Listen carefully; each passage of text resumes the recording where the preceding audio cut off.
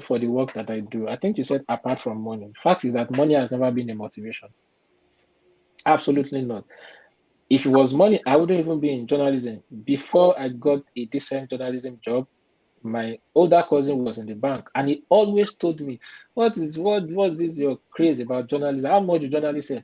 Come to the bank, let me put you in corporate communications, and you will earn good with this your CV. Because by the time I left uni, I'd won some writing awards, national writing awards, international writing. Then First Bank used to do a global essay contest, and then each year they had between 2,000 and 3,500 people applying. And the 2 years I entered before I became ineligible by age, I made it to the top 200. They will release a list of top 200, top 20, and I always got to the top 200. So I had the CV, and my brother said, come to the bank. And I told him, no, it's journalism or nothing else.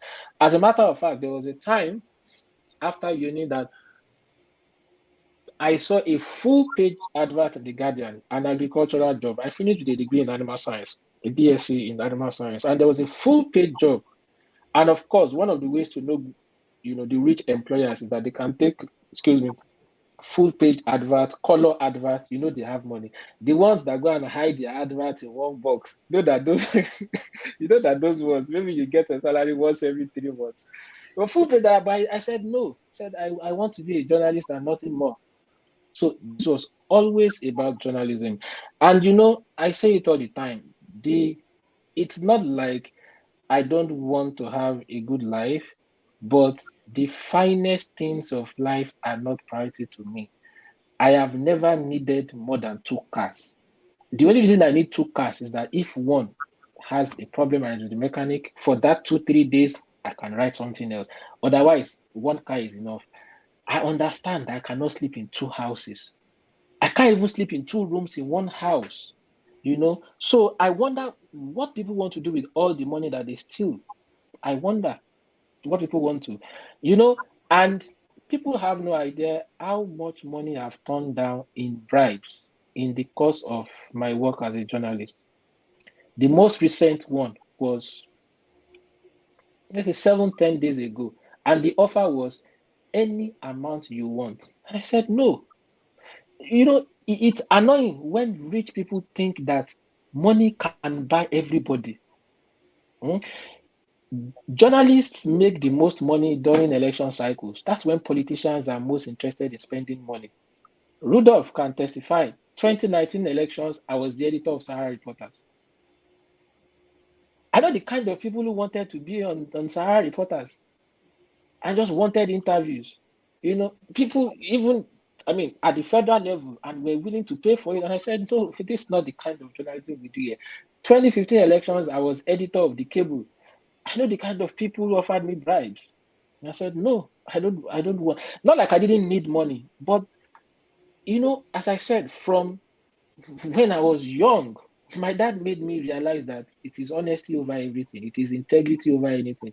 It was too late at that time to now change who I was. Now it is now impossible because 10 years ago, 2015 election was 9 years ago. Yeah, maybe very few people knew me. If I was corrupt, then I could get away with it. But not any longer. Imagine if I took bribes now. Arrows of God will show face. Customs will show face. IGP will show face. The army would. So now it is even too late. So money has never been a factor, will never be a factor. And I understand that if you are diligent in your work, you will be fine. My biggest life ambition is not to overtake Dangote as Africa's richest man.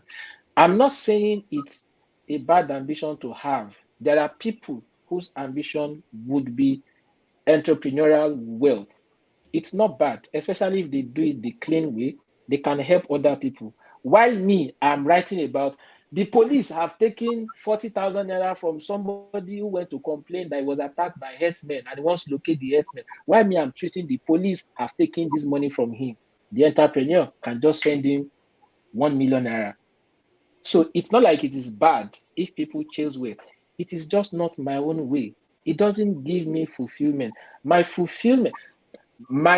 most fulfilling journalism years are the last 3 years because I set up FIJ in 2020. We started publishing in January 2021. We do only two things: social justice and investigative journalism.